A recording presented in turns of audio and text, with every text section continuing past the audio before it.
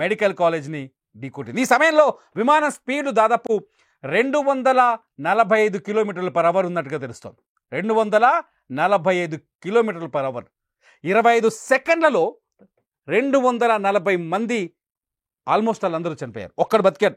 ఆ ఒక్కడి వీడియో మీరు చూశారు. 25 సెకండ్లలో ఈ దేశం మర్చిపోలేని బాధను మిగిల్చింది. 25 సెకండ్లలో మృత్యువు విలయ తాండవం చేసింది. 25 సెకండ్లలో 240, ఇప్పటికున్న అధికారిక కౌంట్ అయితే 204 మంది బూడిదైపోయారు కాలి. ఇందులో విజయ్ రూపానీ, గుజరాత్ మాజీ ముఖ్యమంత్రి విజయ్ రూపానీ కూడా ఉన్నారు కాలిపోయిన వాళ్ళలో. అలాగే 22 మంది మెడికో స్టూడెంట్స్ ఉన్నారు. ఈ 22 మంది బీజే మెడికల్ కాలేజీలో డాక్టర్ చదువుతున్నారు. హాస్టల్లో మధ్యాహ్నం 1 గంట కదా, హాస్టల్లో భోజనం కోసం వచ్చారు. ప్లేట్లలో అన్నం అలా ఉండగానే విమానం రూపంలో మృత్యువు దూసుకొచ్చింది. వాళ్ళ ప్రాణాలు బలి తీసుకుంది. ఈ వీడియో చూస్తుంటే ఎవరికైనా గుండె రగిలిపోతుంది. నిజంగా విమాన ప్రయాణం ఇంత ప్రమాదకరంగా ఉంటుందా? విమాన ప్రయాణం మనల్ని ఇంత ప్రమాదకర పరిస్థితుల్లో మనం ప్రయాణిస్తున్నామా? నిజానికి ఇటువంటిది ఉండదు. నిజానికి ఇటువంటి ప్రమాదాలు చాలా తక్కువ. కానీ ఇక్కడ మృత్యువును చూసిన తర్వాత ఒక బాధ కలుగుతోంది. అయ్యో, ఎంత అన్యాయంగా చనిపోయారే అని. ఒక్కసారి ఆ వీడియో చూస్తూ ఉండండి.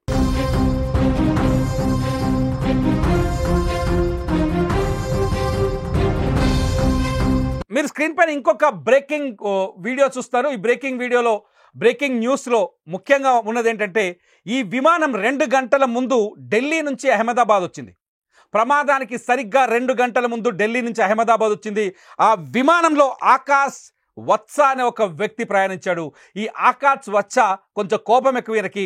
విమానంలో సౌకర్యాలు సరిగ్గా లేవని చెప్పేసి అందులో ఉన్న సౌకర్యాల లేమి పైన ఒక వీడియో రికార్డ్ చేశాడు. ఒకటి కాదు, దాదాపు 2-3 వీడియోలు రికార్డ్ చేశాడు. అందులో ఉన్న ఏసీ పనిచేయట్లేదు, లైట్లు పనిచేయట్లేదు, స్క్రీన్ పనిచేయట్లేదు, విమానం రూట్ మ్యాప్ పనిచేయట్లేదు, ఏ డేటా లేదు, వరస్ట్ ఫ్లైట్ అంటూ ఆయన ఒక వీడియోలు కొన్ని ఆయన మాట్లాడుతూ ఆయన కొన్ని వీడియోలు రికార్డ్ చేశారు. ఒకసారి ఆ వీడియోలో ఆయన ఏం మాట్లాడినో వినండి.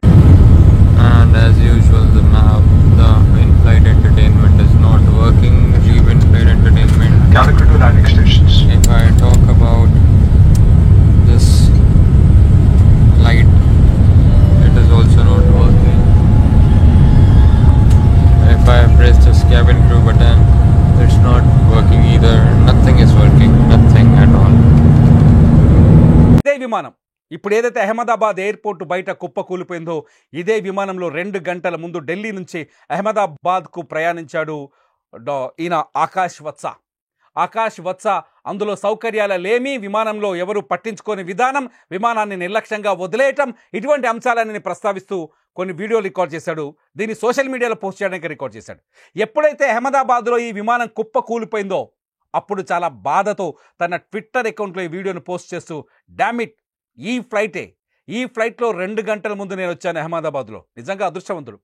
2 గంటల ముందు వచ్చాను నేను అహ్మదాబాద్కి ఢిల్లీ నుంచి.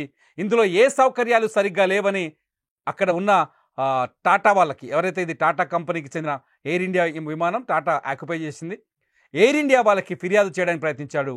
ఈలోపే విమానం నేలకూలిపోయింది. 2 బాక్స్లో చూస్తున్నాం. ఒక దాంట్లో విమానం లోపలి విజువల్, రెండోది విమానం వెలుపలి వీడియో.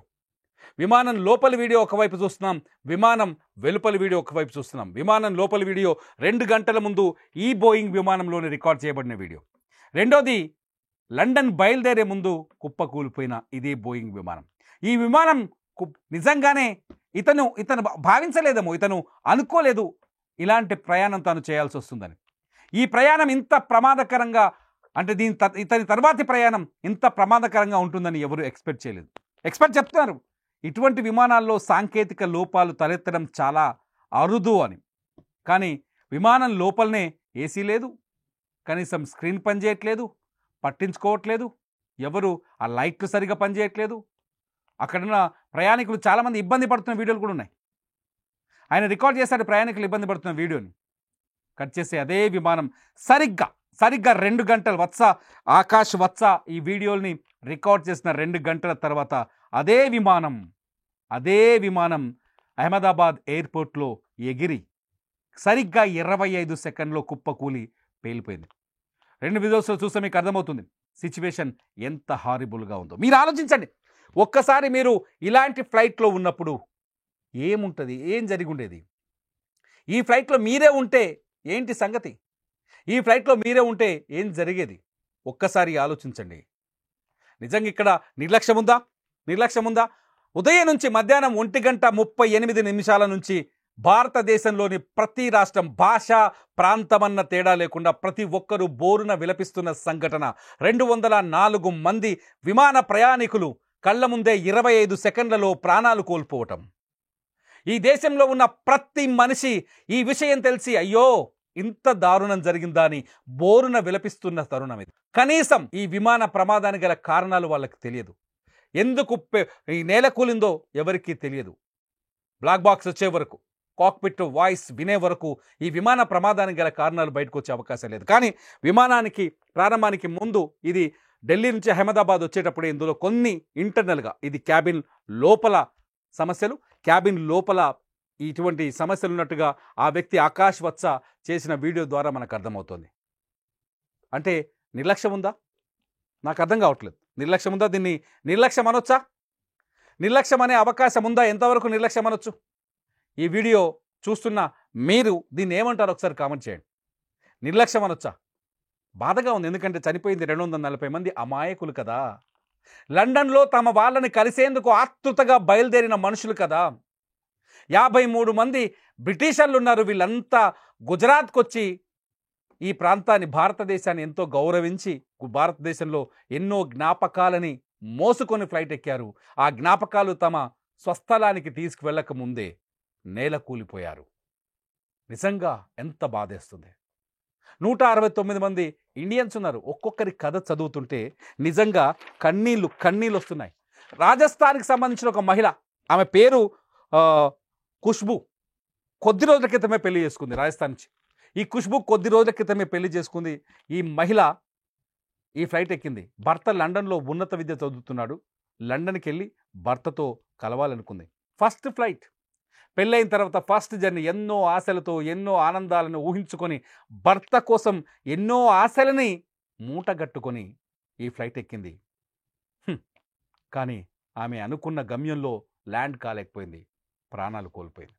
Same scene. ఇద్దరు ఇంగ్లీష్ వాళ్ళు, బ్రిటిషర్స్, కొద్ది రోజుల క్రితం ఇండియాకు వచ్చారు. ఇక్కడ టూరిజాన్ని ఎంజాయ్ చేయడం కోసం వచ్చారు. ఇద్దరు బ్రిటిషర్స్ కొద్ది రోజుల క్రితం ఇండియాలో టూరిజంని ఎంజాయ్ చేయడానికి వచ్చారు. ఆ ఇద్దరు గుజరాత్లో అనేక ప్రాంతాలు తిరిగి భారతదేశం మీద ఎంతో ప్రేమను, అభిమానాన్ని పెంచుకున్నారు. ఎయిర్పోర్ట్కి వెళ్ళిన తర్వాత వాళ్ళు ఒక వీడియో రికార్డ్ చేశారు. ఇద్దరు ఏం చెప్పారో తెలుసా?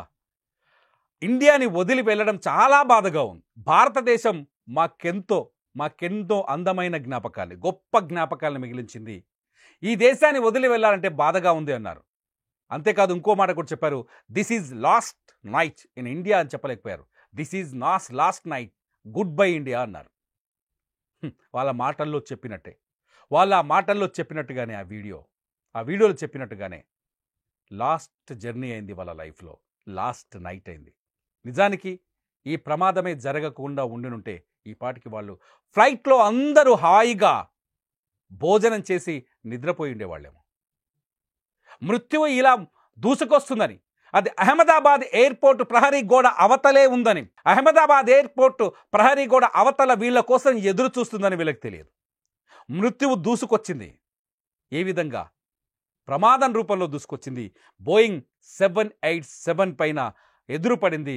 ఆ బోయింగ్ 787 ఊహించని విధంగా 25 సెకండ్లలోనే పక్కనే ఉన్న బీజే మెడికల్ కాలేజ్ హాస్టల్ పైన పడిపోయింది. వీళ్ళకే కాదు, వాళ్ళకి ఈరోజు మరణం రాసిపెట్టుందేమో అనిపిస్తుంది. ఒకసారి చూస్తే వాళ్ళకి కూడా మరణం అని రాసిపెట్టుందేమో. అక్కడికి వెళ్ళి ఈ విమానం గుద్దేస్తే ఫ్లైట్లో ఉన్న వాళ్ళు 244 మంది, అందులో ఒక్కడు బతికాడు, విశ్వాస్ కుమార్ రమేష్ బతికేశాడు. కానీ మిగతా వాళ్ళ పరిస్థితి ఏందో లెక్కలు తెలియదు. ఇప్పటికైతే 204 డెడ్ బాడీస్ అయితే దొరికాయి. వాళ్ళ ఐడెంటిటీ కూడా తయారు చేస్తున్నారు. హాస్టల్లో ఉన్న పిల్లలు 22 మంది చనిపోయారంట. బాధగా ఉంది, నిజంగా చాలా బాధగా ఉంది. హాస్టల్లో 22 మంది పిల్లలు చనిపోయారంటే ఏం తప్పు చేశారు వాళ్ళు? ఇంత పెద్ద మృత్యు ఘోష మనకెందుకు? ఇంత పెద్ద మరణ ఘోష మనకెందుకు? మీరేమనుకుంటారు ఈ వీడియో కింద కామెంట్ చేయండి. మీ అభిప్రాయాన్ని ఖచ్చితంగా షేర్ చేయండి. ఈ బాధాకరమైన సందర్భాన్ని ఖచ్చితంగా మీ బాధని మీ మాటల్లో వ్యక్తపరచండి.